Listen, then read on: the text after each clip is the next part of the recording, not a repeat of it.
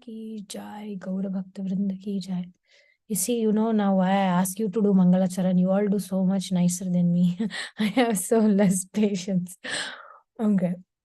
So, this part here, um, when the brothers start asking about different doubts, and here, just as your senses, yeah.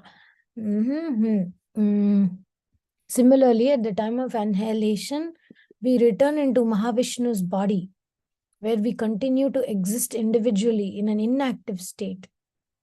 Individual souls are not destroyed at the time of annihilation, they merely become unmanifest. Oof, this is such a deep philosophical truth which can help us in so many ways to understand the principle of our philosophy. Mm, so first of all, sometimes when we say often about previous life connections, right? There are a lot of people about soulmate, everything. As much as it has some psychological importance, but if you can see in this statement, etc., we were all in Mahavishnu's body, okay? So we were all together anyway. We may not have had a material body interacting, but we were all inside Mahavishnu's body, so we are all connected, intrinsically connected. And then the second point proved here is that we are in a how do you call it? We are eternal. It's not that one day we come to existence and then we die, like Krishna says, right? There's no such thing, everybody existed from time immemorial. They merely become unmanifest. And where do we become unmanifest? In the body of Mahavishnu. That's where we become unmanifest. We are there, it's like dormant state. Then we become alive. What can be given as an example? I was thinking of something that we put in the freezer. Sometimes like dormant, right? It's like unmanifest, and then you pull it out of the fridge, you keep it, and then it starts growing again. Say kombucha or some yogurt or something that has some capacity to grow like that. People, that's why they freeze. Sometimes some people freeze their bodies so that with the hope that they'll resurrect. I think that's a different topic.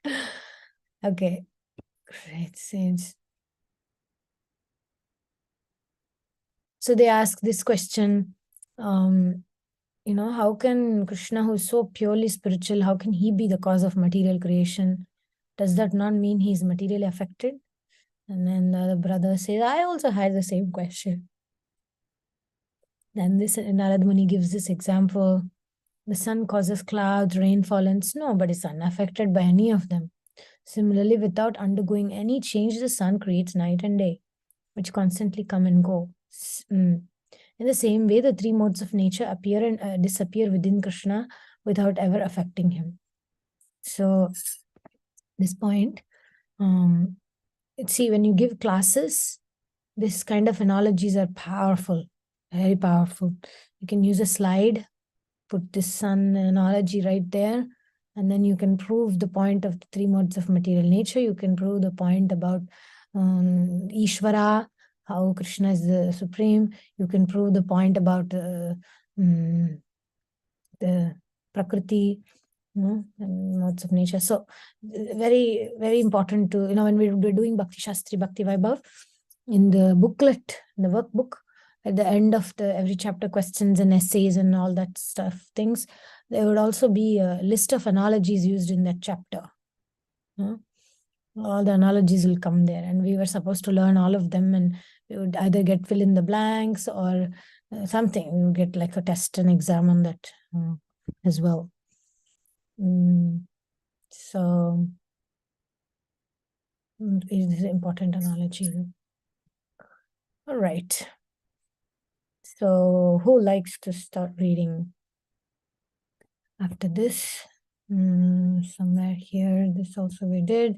This was what we meditated on.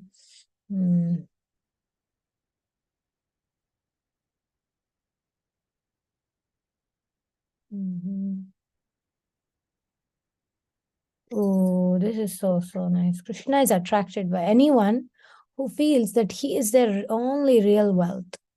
How many of us feel that way? Raise your hand.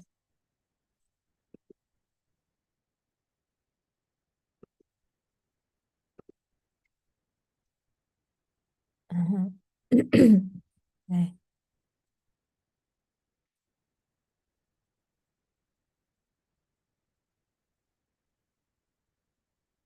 I keep saying this bhajan, there's a sing that says, ಧನದಿಂದ ಸಂತೋಷ ಕೆರವರಿಗೆ ಲೋಕದೊಳು ಮನೆಯಿಂದ ಸಂತೋಷ ಕೆಲವರಿಗೆ ಲೋಕದೊಳು ವನಿತೆಯಿಂದ ಸಂತೋಷ ಕೆಲವರಿಗೆ ಲೋಕದೊಳು ಇನಿತು ಸಂತೋಷ ಅವರವರಿಗಾಗಲಿ ಇನಿತು ಸಂತೋಷ ಅವರವರಿಗಾಗಲಿ ನಿನ್ನ ನೆನೆವೋ ಸಂತೋಷ ಎನಗಾಗಲಿ ರಂಗ ವಿಠಲರೇಯ. I just, this is such a saving grace also. Sometimes people choose others. They won't choose us. They'll choose other friends to hang out with. They'll choose others and, they keep us a little bit, whatever. And then I figured out a few days ago that one of my friend is lying to me and behind my back hanging out with other people. And I realized that the other people is because of some social thing, like they are more fun, they don't quote Bhagavatam all the time and eat their heads, and they're more fun type, than just like carefree, etc. And they are into material accomplishments in the sense of some superficial friendship stuff. And then I thought, let them be happy. First I felt hurt. Mainly I felt hurt because they lied to me. They said, oh, I have to go and do something, I have to go and get some electric work done. And then I figure out that they are actually in the restaurant with this other friend, the other lady told me like that. And then I actually felt like, oh my God, like I felt hurt. But then the next thing was saving grace. Srimad Bhagavatam gives that higher understanding. There were different emotions, I could deal with it in Sattva, Rajas, and Tamas, right? Rajas would be to think that I am better or something like that. And Tamas would be, I don't want to even mention. Sattva was to understand that, okay, they value that.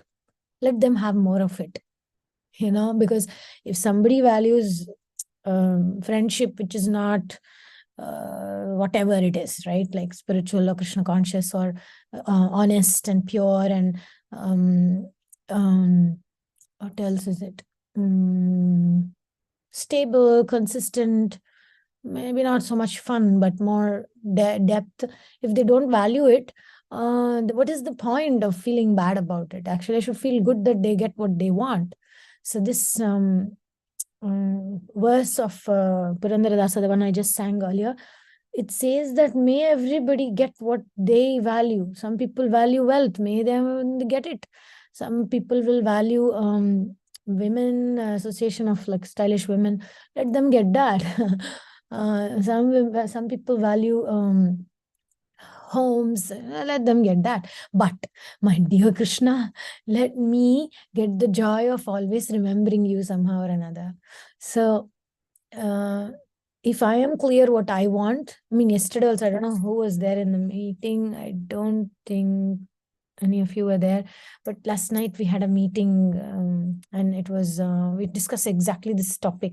How do we feel when we don't feel accepted by a group, or we, how do we react when we are when we don't feel a sense of belonging, when we are rejected, when we are judged, when we are, how do we deal with that in the modes? And like that was a meeting, we were all sharing our experiences.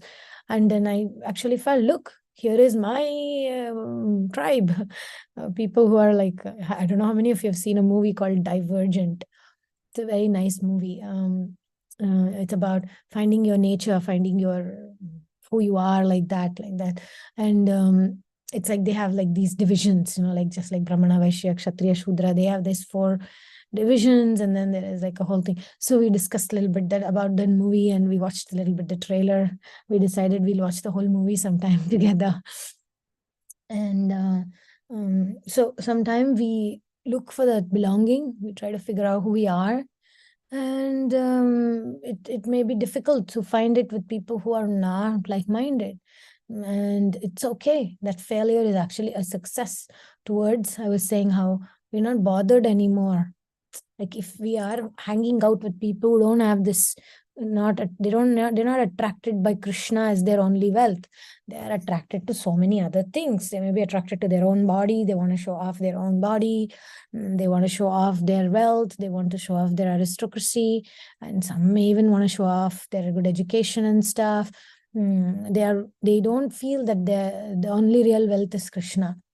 But rarely, sometime we may find somebody who is antarihami, solasiti, means some souls who have realized that all these things will only give me more misery. It's not going to give me any fulfillment. And then finally, when we realize my real wealth is Sri Sri Radha Madhava, my real wealth is Srimad Bhagavatam, my real wealth is the holy name, and then the right association will come. And pure devotees do not hold such things in high regard and are sometimes materially deprived. If a neophyte, proud of his material possessions, offends such devotees, Krishna will refuse his service. So, you see, yesterday we had very interesting points here. Krishna, my dear Prince, Krishna is self-sufficient. He cares nothing for material wealth, not even for goddess of fortune, not for the kings, gods who seek her favor. However, as his pure devotees are attached to him, see, this is the whole thing that I just quoted from that Vaishnava saint. Let my attraction always be toward you. Not to bend our values and not compromise on who we are and our values because we are not feeling a sense of belonging with other people around us. Sorry. Okay, let's continue here.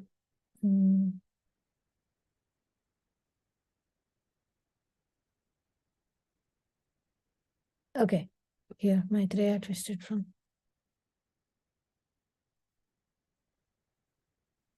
Who likes to read?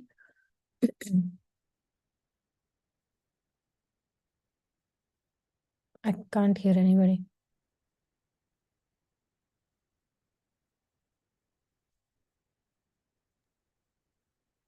Maitreya twisted from side to side, loosening his back. My dear Vidura, I have related everything possible about Narada's description of Krishna's glories given to the Pracetas. Vidura profusely thanked Maitreya. Krishna had clearly spoken to him through the exalted sage. The Lord is pleased when we exhibit brotherly love.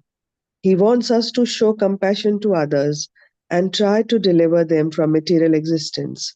We can protect ourselves from falling down by constantly hearing and discussing his glories and dedicating our acts to him.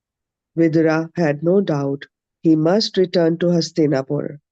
Overwhelmed with gratitude, he prostrated himself at Maitreya's feet. O great sage, by your causeless mercy, you have shown me the path of liberation from this dark world. By following this path, one reaches Krishna's abode. Vidura once more offered his obeisance to Maitreya and, after taking his permission, headed back to his old home to help his blind brother Dhritarashtra. Okay, we pause here. It's interesting that a great devotee like Vidura, such powerful, right? So much wisdom, so much knowledge, so powerful devotee, and he had so much compassion. And yet he took so long to go back to the Dhritarashtra and to preach to him. And I'm realizing we need to first nourish ourselves before we can give to others, because we can only give what we have. We can't give what we don't have. So first Vidura had to come to this point of realizing and hearing all these amazing stories and amazing principles. And very simple principle. He wants us to show compassion to others and try to deliver them from material existence. At the same time, first we need to make sure that we are not drowning.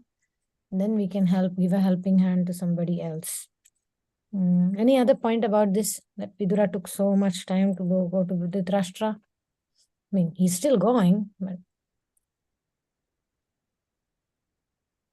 sometimes we have this urge. I need to preach, I need to do something with my life. But sometimes Krishna may purposefully be making us prepare us. Prepare us. Okay. Anybody else wants to read? Today we have less time to read. If somebody else also wants to read, otherwise Rasastali Mataji can continue. Okay. Mataji, I can read. Okay. Tears ran down Parikit's face.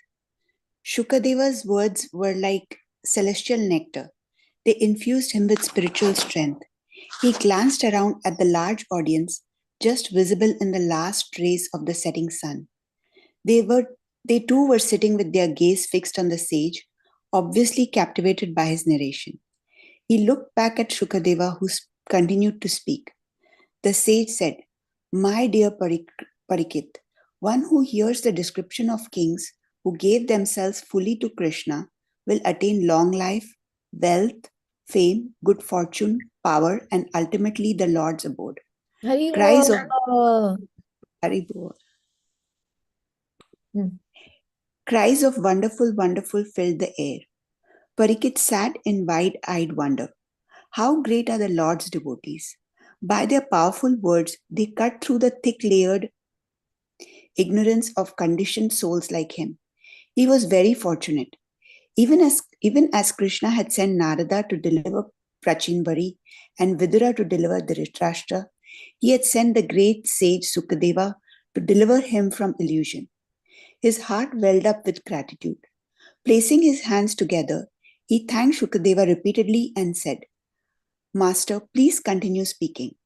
Shukadeva congratulated the king. Parikit's attraction for hearing about the Lord and his devotees was a sure sign of Krishna's mercy.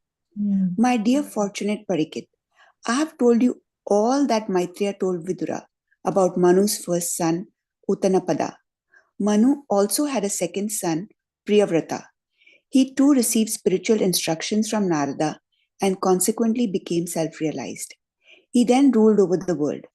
After accepting a wife and enjoying the Okay, pause here. See this point, very important. We can't find attraction to the Lord unless it's the mercy of the Lord. It's not something we can just go and buy, on Amazon. And here they infused him with spiritual strength. And I was thinking, that's how we feel. That's how I feel. Reading Srimad Bhagavatam infuses me with spiritual strength to take a stand, to draw boundaries sometimes, to understand that when we have higher priorities, like when you are selling diamond, you'll have less people to buy. When maybe you're selling some phone covers or something, there are more people to buy it, but diamonds are more. So spiritual strength comes from discussion with each other about Krishna, and we keep doing it like what we're doing, Nityam Bhagavata Sevaya. And from that, unknowingly, the spiritual strength is coming. Like a video game. If you played some video game sometime, you're doing something, you're doing this and you're doing that, and you're jumping here, you're jumping there, and then you're collecting certain superpowers, which you can actually use later on when the time comes. Have you have some movies like that? So I was thinking how this reading Srimad Bhagavatam, studying Srimad Bhagavatam proved for me in the last 2-3 days, like I was able to access that superpower given due to reading of Srimad Bhagavatam. So that's why, we may not feel like, "Arey, I have so many things to do. I want to do this, I want to do that." And we may think like, "I know these things already. What's the point of reading again?" No, if you read again and again and discuss, it'll become your superpower. And then when you're in the times of desperate need and no other, like friends betray you or nobody understands you, then the Madeka Bandhu, Matsangi, Madguru, Manmahadana, Manishtaraka Madbhagya, Madananda Namostute. So Srimad Bhagavatam is our only friend, our wealth, our teacher, our guide, and our greatest good fortune. And the real source of happiness. So even amidst very painful situation, when we can remember Srimad Bhagavatam, or Krishna gives us the access to the superpower of connection to Srimad Bhagavatam, we actually become happy even in a moment of what is materially sad. So like even the other day I felt joy that I was able to take shelter of Srimad Bhagavatam, and then when I was just thinking of Bhagavatam, I was smiling. And I was like, okay, I forgive that person for whatever lying and etc., etc. But I was actually happy with my attachments. I actually felt grateful. I'm not attached to some whatever superficial partying or whatever. I was actually like, oh, I'm happy actually. So that's Bhagavatam. That's the magic of Bhagavatam. So I don't know how many of you were ever into video games. When I was a kid, I was into video games.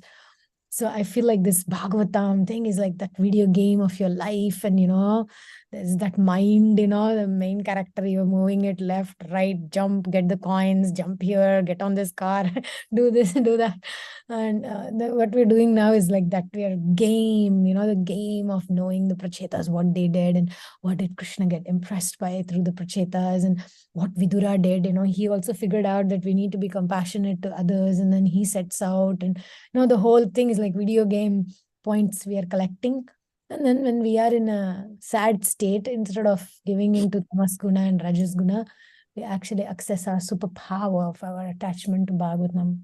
So I'm very grateful to you, my dear Vaishnavi friends, that we can do this together. And One more point is here, Mataji. How great are the Lord's devotee. By their powerful words, they cut through the thick layered. True. Let me mark that one also. They cut through the thick layer. Ignorance of conditioned soul like him. Yeah. See, Krishna sent Narada to deliver Prachina Bhari, Vidura to deliver Dhritarashtra, Sukadeva to deliver him from illusion. Remember this. We need to just make that little choice of being in the association. Yeah.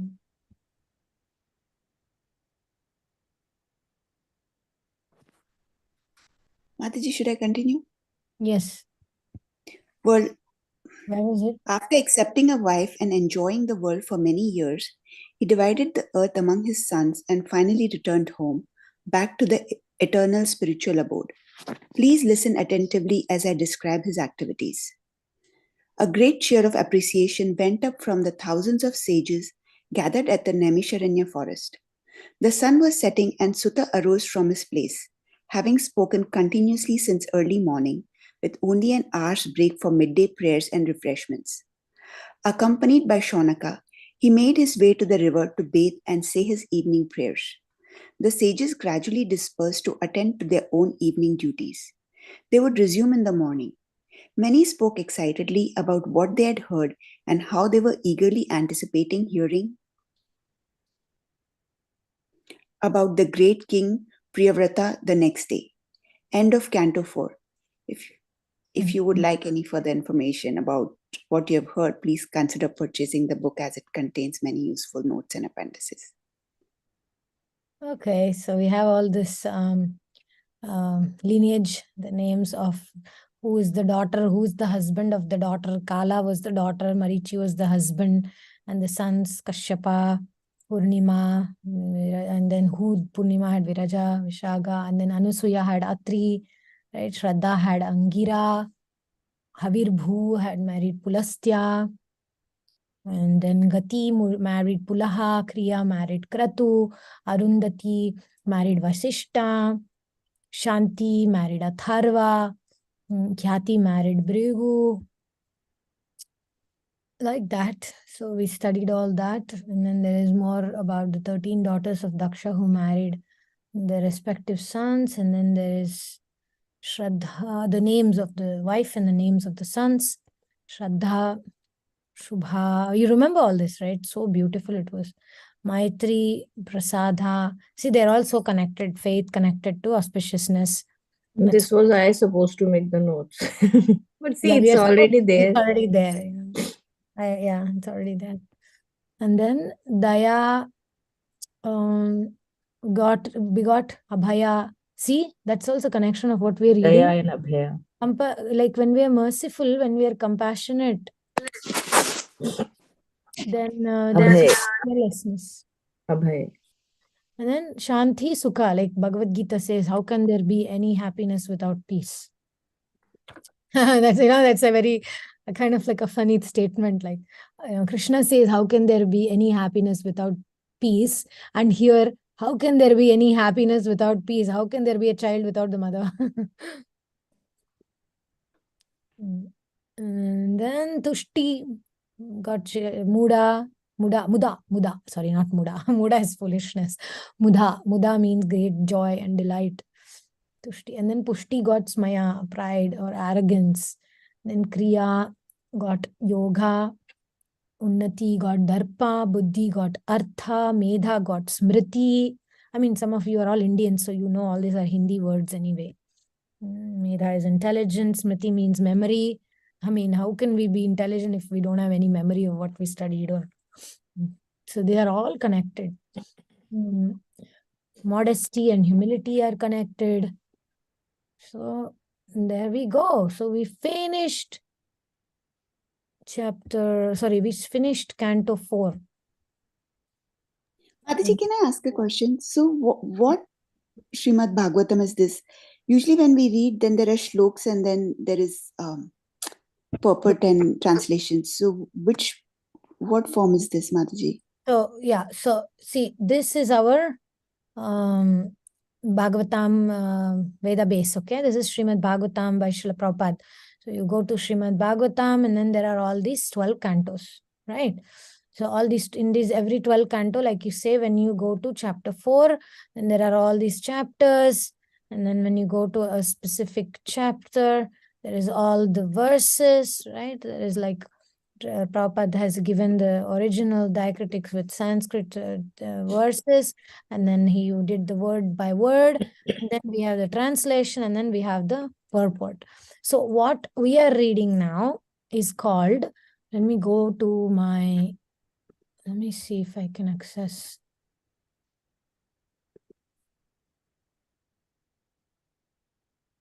So I'm sorry, you're going to see my collection here, but anyway, so these books, maybe I can just go into Amazon and show you. So there is this series, it's called Brilliant as the Sun, a retelling of Srimad Bhagavatam. So what Prabhu has done is basically, this is a Krishna Dharma Prabhu and wife. Together, they did the whole retelling of Srimad Bhagavatam. So it's the same storyline, is the same principles and everything. It's summarized, not so summarized. You'll see every chapter, everything is there. But there is no Sanskrit verses and there is no synonymous. There is a translation and purport and all that is not segregated here. Everything is kind of combined and it's in a story format. I had a desire long ago to study this. So I thought, what better opportunity than to study it like this? Because what happens is we capture the storyline, we capture everything. And if we want specifically, exactly, Prabhupada has that style of repeating certain things a lot, right? So in this, he just condenses it. He doesn't go, if there is a lot of repetition, he keeps to it. But if you go and study the original, then Prabhupada will again and again and again hammer on devotional service, surrender to the spiritual master. He will, again and again and again hit on it. So what we are reading is called, the series. It's called Brilliant as the Sun. And if you want, I can show you the whole. I don't know how to watch the whole here. Not my Kindle. Actually, I want to. Now, next I will buy or access the. Now, see, I have Kindle Unlimited. So I'm not needing to buy this book. Oh, something happened to the internet. Oh, you're there. I don't need to buy it, but this one I bought this. You see this one, Brilliant as the Sun, 2 avatars. This I bought it. So it will be in my library all the time. And this one is Brilliant as this, this one is Kindle Unlimited, which means like every month I have for free 10 books. I can take any book I want, like that. So Mataji, so we have 10 cantos in Srimad Bhagavatam. So are these also arranged that way? Or yes. is it like, okay. Thank you, Mataji. The same, like this one is 4th canto. Krishna fulfills all desires. You see canto 4.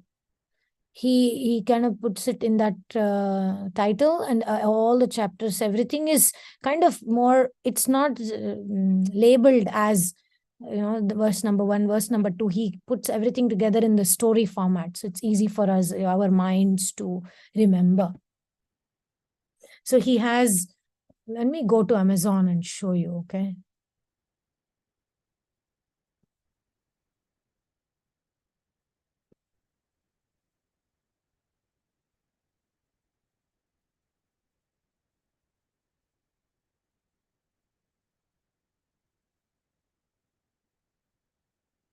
So this is Krishna Dharma Prabhu. See, senior devotee.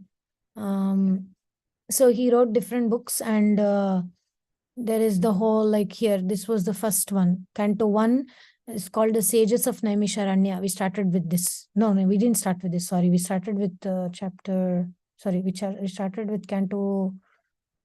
I think we started with. Did we start with? Yeah. We started with this. Sorry. We started with that. And you see, this is Bhagavatam 9th Canto, Celestial Dynasties. This is Canto 7, The Science of God. This we also did. Canto 2, Mysteries of Creation. This is Canto 4, we just finished. Krishna fulfills all desires. And then there is Canto 3, we finished this also. Vidura's Pilgrimage. And then there is Canto 6, Divine Protection. And Canto 5, The Universal Order. We'll start with this now. So I can, like Kindle Unlimited, I can just start it now. Like I can just read it. So we have it tomorrow. We'll start Canto 5. So Thank you so much, Mataji. he has all the cantos. I'm not sure if the 12th canto is there yet. I'm not sure, but during the lockdown, he worked on many of the cantos. You know, before there was only like till 4 or 5, and then he finished 6 and 7 and 8 and 9 and 10 also is there, I think. Yeah, 11 and 12, I'm not sure if he's done yet. But I don't know. It just gives me emotional strength when I read it like this. It's, you know, like, and we are doing, oh, by the way, this is announcement about our program. We are starting the Bhagavatam for the independently thoughtful. We're restarting it today. So there we do shloka and the translation and purport. So I'll put the announcement in our group. So if you want to join, and the timing will be, Komal, it will be your mornings and our evenings. We are doing with Kante Prabhu. My husband will also join. He's very knowledgeable. He's very well read. So he will give us his wisdom as well. And to think like independently thoughtful based on Srimad Bhagavatam, like that. And we are doing 7th canto there already because, yeah, somehow we started with 7th there. Okay.